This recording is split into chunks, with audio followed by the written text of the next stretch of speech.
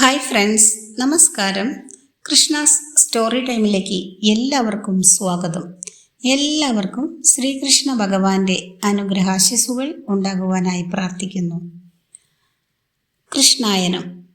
രചയിതാവ് തുളസി കോട്ടുക്കൽ, പബ്ലിഷേഴ്സ് ഹരിശ്രീ books Punalur. Audio നിങ്ങളിലേക്ക് എത്തിക്കുന്നത് കൃഷ്ണകുമാരി. കൃഷ്ണായനം കേൾക്കുന്ന എല്ലാവർക്കും ഹൃദയം നിറഞ്ഞ നന്ദി അറിയിക്കുന്നു. കൃഷ്ണായനം കേൾക്കാനിരിക്കുമ്പോൾ തന്നെ എല്ലാവരും ലൈക്ക് ചെയ്തുകൊണ്ട് കേൾക്കുക. അതുപോലെ സബ്സ്ക്രൈബ് ചെയ്യാത്തവരെല്ലാം മറക്കാതെ തന്നെ സബ്സ്ക്രൈബ് ചെയ്ത് അടുത്ത് കാണുന്ന ബെല്ലൈക്കൺ കൂടി ക്ലിക്ക് ചെയ്യുക. എങ്കിലേ ഞാനിടുന്ന വീഡിയോസിൻ്റെ നോട്ടിഫിക്കേഷൻസ് നിങ്ങൾക്ക് കൃത്യമായി ലഭിക്കുകയുള്ളൂ. ഇന്നത്തെ ഭാഗത്തിലേക്ക് ഓം ശ്രീകൃഷ്ണ പരമാത്മനേ നമ. വരുണാലയ ഗമനം. അവരിയുടെ പരിത്രാണത്തിനായി പരമേഷ്ടി മനുജരൂപത്തിൽ വൃന്ദാവനത്തിൽ വസിക്കുന്ന വിവരം വരുണൻ അറിഞ്ഞിരുന്നു. നന്ദഗോപസുതനെ ആ വേഷത്തിൽ കാണണമെന്നാഗ്രഹം വരുണനിൽ അത്യാഗ്രഹമായി മാറി. കാണുക മാത്രമായിരുന്നില്ല ലക്ഷ്യം. കാണണമെങ്കിൽ അമ്പാടിക്കണ്ണൻ ലീലയാടുന്ന കാളിന്തി തടം വരെ പോയാൽ മതിയല്ലോ.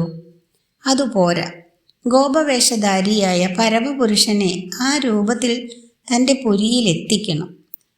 അങ്ങനെയെങ്കിൽ വിഭാവരി എന്ന തൻ്റെ പട്ടണം അർത്ഥപൂർണമാകും.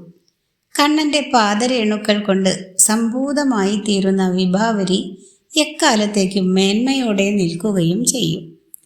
തൻ്റെ ആഗ്രഹം വരുണൻ യഥാകാലം സേവകരെ അറിയിച്ചിരുന്നു. കുബേരൻ തൻ്റെ സ്നേഹിതനാണ്, അഷ്ടദിക്പാലകരിൽ ഒരാളും. അദ്ദേഹത്തിൻ്റെ പുത്രന്മാരായ നളകൂബരനും മണിഗ്രീവനും മോക്ഷദായകരായ വിവരവും വരുണൻ അറിഞ്ഞു വച്ചിരുന്നു. ഗോവർദ്ധനോദ്ധാരണവും ദേവപ്രഭുവിൻ്റെ ദർപ്പം ശമിപ്പിച്ച രീതിയും വരുണൻ മനസ്സിലാക്കിയിരുന്നു. അമ്പാടി മണിക്കുഞ്ഞിനെ എങ്ങനെയും പുരിയിൽ വരുത്തണം. അതിനെന്താണ് മാർഗം? വരുണൻ തലപുകഞ്ഞാലോചിച്ചു. പെട്ടെന്നാണ് ഒരു ചിന്ത മുളച്ചു പൊന്തിയത്.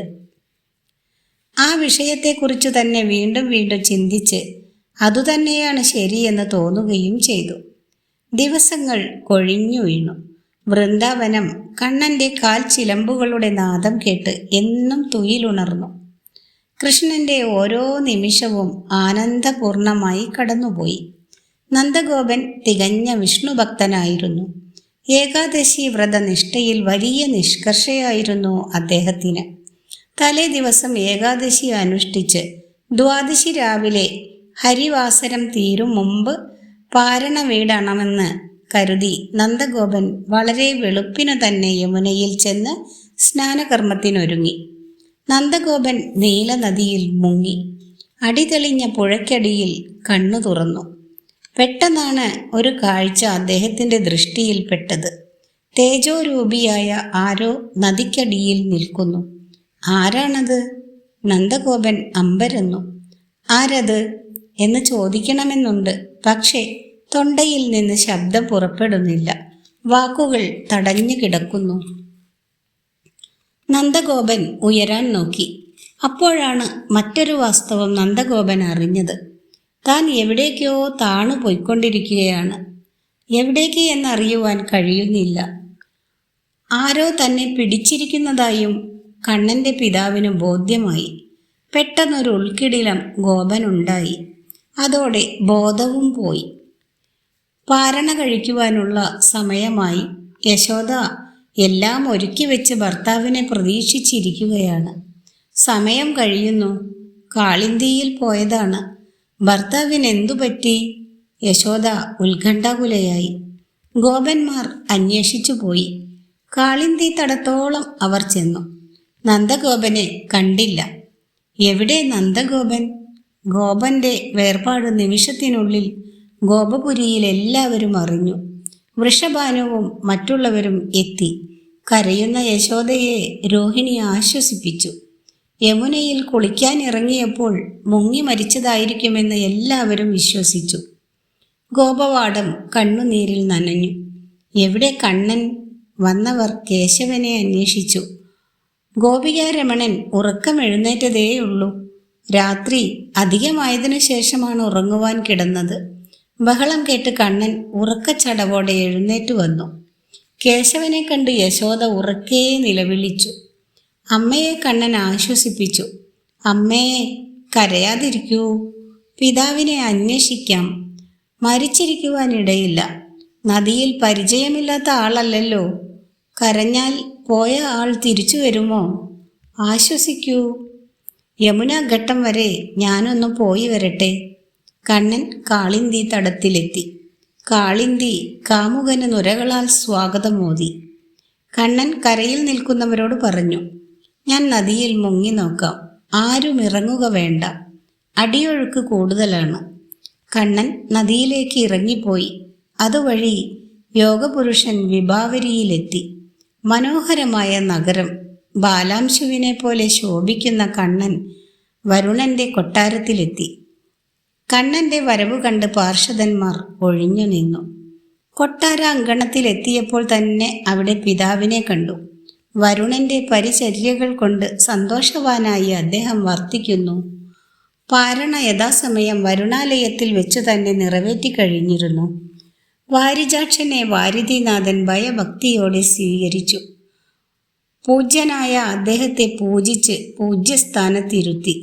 ആ പാദങ്ങളിൽ പ്രണമിച്ചുകൊണ്ട് വരുണൻ പറഞ്ഞു, പ്രഭോ, അടിയനെ തെറ്റിദ്ധരിക്കരുതേ. എൻ്റെ ആജ്ഞാപ്രകാരമാണ് സേവകൻ അദ്ദേഹത്തെ ആനയിച്ചത്. വരുണാലയത്തിൻ്റെ കഴിവിനൊത്ത അദ്ദേഹത്തെ പൂജിച്ച് ആദരിച്ചു.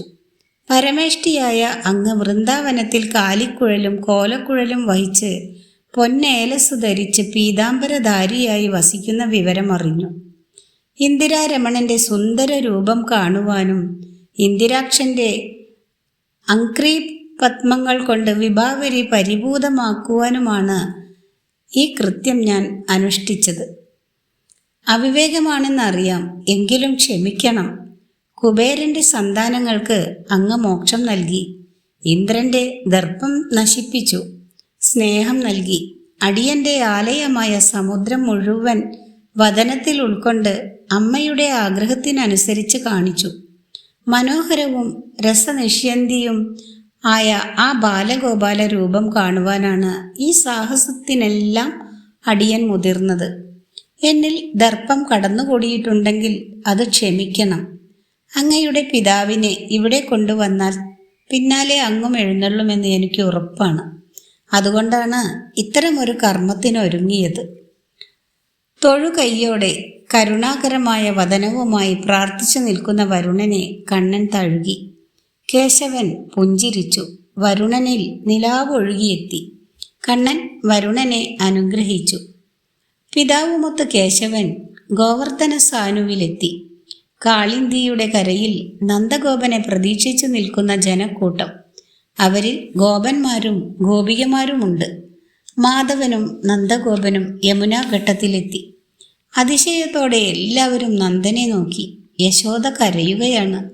ഇപ്പോൾ ആനന്ദ കണ്ണുനീരാണെന്നു മാത്രം. ഗോപന്മാരോട് നന്ദൻ വരുണാലയത്തിലെ കഥ പറഞ്ഞു കേൾപ്പിച്ചു. അതിശയത്തോടെ ഗോപന്മാർ കണ്ണനെ നോക്കി നിന്നു. ഗോപികമാരുടെ കൺതുമ്പിലെ തുമ്പികൾ കണ്ണന് ചുറ്റും പറന്നു കളിച്ചു. ഗോപന്മാർക്ക് പറയുവാൻ മറ്റൊരു കഥ കൂടി ഉണ്ടായി.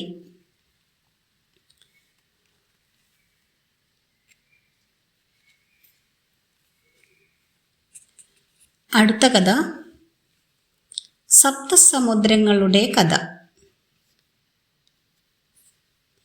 കരിമുകിൽ ആകാശത്ത് നൃത്തം തുടങ്ങി. മുകിൽ റാണിയുടെ നൃത്തവേഗത്തിനനുസരിച്ച് മുത്തുമാലകൾ പൊട്ടിച്ചിതറി.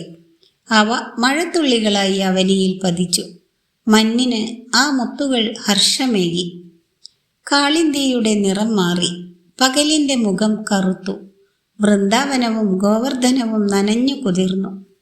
അസ്ഥി വരെ തണുക്കുന്ന ഇളം കാറ്റ് ഗോപവാടങ്ങളിൽ ഒളിച്ചു കടന്നു. ഗോപവനിതമാർ കണ്ണന്റെ തിരുരൂപത്തെ ഹൃദയത്തിലോർത്ത് കാന്തന്മാരുടെ മാറിൽ പതുങ്ങിച്ചേർന്നു. അന്നൊരിക്കൽ ഗർഗാചാര്യൻ നന്ദഗോപന്റെ ഭവനത്തിലെത്തി. ആചാര്യനെ സ്വീകരിച്ചിരുത്തി കുശലോക്തികൾ നൽകി ആദരിച്ചു. ഘാത്യാപേയങ്ങൾ നൽകി ബഹുമാനിച്ചു. എല്ലാവരും അല്പസമയം കഴിഞ്ഞ് പിരിഞ്ഞു. എന്നാൽ ശ്രീകൃഷ്ണ സഖാവായ ശ്രീദാമാവ് മാത്രം പോയില്ല. ആചാര്യൻ ചോദിച്ചു, കണ്ണന്റെ നിഴലാണല്ലോ നീ, എവിടെ ഗോപാലൻ? എന്തേ നീ മാത്രം അവനോടൊപ്പം പോയില്ല? ശ്രീദാമാവ് പറഞ്ഞു, ആചാര്യ, ഒരു കാര്യം അറിഞ്ഞാൽ കൊള്ളാമായിരുന്നു. ആചാര്യൻ പറഞ്ഞു, ചോദിച്ചുകൊള്ളൂ, പറഞ്ഞു തരാം. ശ്രീദാമാവ് ആനന്ദത്തോടെ ചോദിച്ചു, ഭഗവാനെ, അങ്ങയെ കണ്ടത് ഭാഗ്യമായി ഞാൻ കരുതുന്നു. മഴക്കാലത്തിന് മുൻപ് നടന്ന ഒരു സംഗതിയിൽ എൻ്റെ മനസ്സ് ഭ്രമിച്ചിരിക്കുന്നു. കണ്ണൻ ശംഖചൂടനെ വധിച്ചു. ആ സമയം ഞാനും അവിടെ എത്തി. ഭീകരന്റെ ശരീരത്തിൽ നിന്നും എന്തോ ഒന്ന് എന്നിൽ വന്ന് ലയിച്ചതായി തോന്നി. ഒരു തേജസ്സായിരുന്നു അത്. എന്താണ് പ്രകാശധാര എന്ന് കണ്ണനോട് ചോദിക്കുവാൻ ധൈര്യം വന്നില്ല. എല്ലാം അറിയുന്ന അങ്ങ് അതെന്താണെന്ന് ഉപദേശിച്ചു തരാമോ? ആചാര്യൻ പുഞ്ചിരിച്ചുകൊണ്ട് പറഞ്ഞു, ശ്രീദാമാവേ, നിന്റെ ചോദ്യം അർത്ഥവത്താണ്. അവിടെ ഇരിക്കുക, എല്ലാം ഞാൻ പറയാം. അങ്കണത്തിൽ ഒരു ഭാഗത്ത് ശ്രീദാമാവ് ഇരുന്നു. ആചാര്യൻ ആ കഥ പറഞ്ഞു കേൾപ്പിച്ചു. ഗോലോകത്തിൽ ആദരണീയനായ ഭഗവാൻ വസിക്കുന്നു. അദ്ദേഹത്തിന് 4 ഭാര്യമാരാണല്ലോ ഉള്ളത്. രാധ, ശ്രീ, വിരജ, ഭൂമി എന്നിവരാണവർ. അവരിൽ രാധയാണ് ഏറ്റവും പ്രിയപ്പെട്ടവൾ. ഒരിക്കൽ ഭഗവാൻ രാധയുടെ സാമീപ്യം വിട്ട് ഏകാന്തത്തിൽ വിരജയുടെ സമീപം എത്തി. അവർ മനോരഞ്ജകമായ ഒരു നികുഞ്ചത്തിൽ കേളികളാടി വസിച്ചു. സപത്നിമാർ അസൂയ കലുഷിതരായി വിവരം രാധയെ അറിയിച്ചു. രാധ സഖിമാരുമൊത്ത് രാധാരമണനെ കാണുവാൻ പുറപ്പെട്ടു. കോപകലുഷിതയായ രാധ നികുഞ്ചത്തിനരികിലെത്തിയപ്പോൾ ദ്വാരപാലകനായി ശ്രീദാമാവ് എന്ന കൃഷ്ണന്റെ ഇഷ്ടസഖൻ നിൽപ്പുണ്ടായിരുന്നു. രാധയുടെ സഖികൾ ശ്രീദാമാവിനെ ശകാരിച്ചു. ആക്ഷേപിച്ചു എന്നല്ല, സഖികൾ ചൂരൽ കൊണ്ട് ശ്രീദാമാവിനെ പ്രഹരിക്കുകയും ചെയ്തു. രാധയും സഖിമാരും അകത്തേക്ക് പ്രവേശിക്കുന്നത് കണ്ടപ്പോൾ ഭഗവാൻ അവിടെ തന്നെ അന്തർധാനം ചെയ്തു. രാധയെ ഭയന്ന് വിരജ ഒരു നദിയായി ഗോലോകത്തിൽ ഒഴുകുവാൻ തുടങ്ങി. രാധ നികുഞ്ചത്തിനകത്തെത്തിയപ്പോൾ ആരെയും കണ്ടില്ല. ശ്രീഹരി അന്തർധാനം ചെയ്തതായി രാധ മനസ്സിലാക്കി. വിരജ അരുവിയായി ഒഴുകുന്നതായും അവൾ കണ്ടു. പരിഭവത്തോടെ രാധ സ്വസ്ഥാനത്തേക്ക് മടങ്ങി. രാധ മടങ്ങിപ്പോയതിനു ശേഷം മായാമയൻ വിരജയ്ക്ക് പൂർവ്വരൂപം നൽകി. സുന്ദരിയും സുശീലയും രാസക്രീഡയിൽ നിഷ്ണാതയുമായ അവൾ ഭഗവാന്റെ ഇഷ്ടസഖിയായി വസിച്ചു. വർഷങ്ങൾ കൊഴിഞ്ഞു വീണു. വിരജയ്ക്ക് 7 സന്താനങ്ങൾ ജനിച്ചു. ഒരു ദിവസം ഭഗവാനുമൊത്ത് വിരജ ഒരു വള്ളിക്കുടിലിരുന്ന് രാസകേളികളാടുകയായിരുന്നു. ആ സമയത്ത് വിരജയുടെ സന്താനങ്ങൾ വഴക്കുണ്ടാക്കി. അവർ ക്രുദ്ധിച്ചും മത്സരിച്ചും പ്രഹരിച്ചും സമയം നീക്കി. പരാജയം പറ്റിയവർ കരഞ്ഞുകൊണ്ട് വിരജയുടെ സമീപം എത്തി. സന്താന സ്നേഹത്താൽ ഭഗവാനെ മറന്ന് വിരജ സന്താനങ്ങളെ ആശ്വസിപ്പിച്ചു. ഉടനെ ഭഗവാൻ അന്തർധാനം ചെയ്തു. വിരജ സന്താനങ്ങളെ ആശ്വസിപ്പിച്ചതിന് ശേഷം ചെന്നു നോക്കിയപ്പോൾ കണ്ണനെ കണ്ടില്ല. ശ്രീഹരിയോടുള്ള വിരഹം വിരജയ്ക്ക് വിചാരിക്കുവാൻ കഴിഞ്ഞില്ല. അതിന് തൽക്കാല ഹേതുവായി ഭവിച്ച മക്കളെ അമ്മ ശപിച്ചു. നിങ്ങൾ ജലമയമാകട്ടെ, ആ ജലം പാനം ചെയ്യുവാൻ മനുഷ്യന് യോഗ്യമല്ലാതാകട്ടെ, പരസ്പരം പൊരുത്തപ്പെടുവാൻ കഴിയാതാവട്ടെ. നൈമിത്തിക പ്രളയകാലത്ത് മാത്രമേ നിങ്ങൾ ഒത്തുചേരുകയുള്ളൂ. ഇങ്ങനെ അമ്മയുടെ ശാപത്തിനിരയായ വിരജാപുത്രന്മാർ സപ്തസമുദ്രങ്ങളായി ഭൂമിയിൽ ഭവിച്ചു. പുത്രവിരഹത്താൽ ദുഃഖിതയായി കഴിയുന്ന വിരജയുടെ മുൻപിൽ ഭഗവാൻ ആവിർഭവിച്ചു. വിരജയ്ക്ക് ശ്രീഹരി വരം നൽകി. ഇനിമേലിൽ എൻ്റെ വിരഹം നിനക്കുണ്ടാവുകയില്ല. നിന്റെ പുത്രന്മാരെ ഞാൻ സദാ സംരക്ഷിക്കുകയും ചെയ്യും. സമാധാനത്തോടെ വർത്തിക്കുക. വിരജയെ ആശ്വസിപ്പിച്ചതിനു ശേഷം പരമേഷ്ടി രാധയുടെ വാസനികുഞ്ചത്തിലേക്ക് നടന്നു. ഭഗവാനോടൊപ്പം ശ്രീദാമാവും ഉണ്ടായിരുന്നു. അവർ രാധയുടെ സവിധത്തിലെത്തി ഹരിയെ കണ്ട് രാധ പൊട്ടിത്തെറിച്ചു.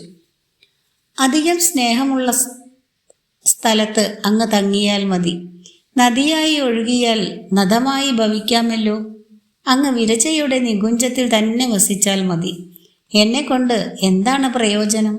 ഈ വാക്കുകൾ കേട്ട് മറുമൊഴിയൊന്നും ഓതാതെ ഹരി സ്വസ്ഥാനത്തേക്ക് മടങ്ങി. രാധാകൃഷ്ണൻ നിശബ്ദനായി മടങ്ങിപ്പോയത് ശ്രീദാമാവിൻ്റെ ഹൃദയത്തിൽ പോറലുണ്ടാക്കി. രാധയുടെ ധിക്കാരം മുറ്റിയ വാക്കുകളാണ് കണ്ണനെ വേദനിപ്പിച്ചതെന്ന് ശ്രീദാമാവിന് തോന്നി. അദ്ദേഹം രാധയോട് പറഞ്ഞു, ഭവതിയുടെ കർമ്മം ഭാര്യാധർമ്മമല്ല, അധർമ്മമാണ്. കുതർക്കങ്ങളിലൂടെ ഭവതി അനുഷ്ഠിച്ചത്. ഹരി പൂർണ്ണതമനാണ്. നിഷ്പ്രയാസം നമ്മെ നശിപ്പിക്കുവാൻ അദ്ദേഹത്തിന് കഴിയും. എങ്കിലും ദാമോദരൻ ക്ഷമിക്കുന്നത് ഭക്തിയുടെ ധർമ്മം ഉദ്ദേശിച്ചാണ്. പക്ഷെ ഭവതി കോപിച്ചു, അധിക്ഷേപിച്ചു, അധക്കരിച്ചു, അപലപിച്ചു, അപമാനിച്ചു. ഒട്ടും ശരിയായില്ല ഭവതിയുടെ പെരുമാറ്റം. ശ്രീദാമാവിൻ്റെ വാക്കുകൾ രാധയ്ക്ക് ബോധിച്ചില്ല. അവൾ പറഞ്ഞു, നീ മൂഢനാണ്, ദുഷ്ടൻ. അച്ഛനെ സ്തുതിച്ച് അമ്മയെ നിന്ദിക്കുന്ന നീ മാന്യനല്ല. രാക്ഷസരുടെ കർമ്മമാണ് നീ ധർമ്മമായി കരുതുന്നത്. ഗോലോകത്തേക്കാൾ ഉചിതമായി നിനക്ക് വസിക്കുവാൻ കഴിയുന്നത് രാക്ഷസനായിട്ടാണ്. അതിനാൽ നീ രാക്ഷസനാകുവാൻ ഞാൻ ശപിക്കുന്നു. ശ്രീദാമാവും പ്രതിശാപം നൽകി. ഭവതി തെറ്റിദ്ധരിച്ച് എന്നെ നിന്ദിച്ചു. 100 കൊല്ലം ഭഗവാനുമായി വേർപിരിയുവാനിടയാവട്ടെ.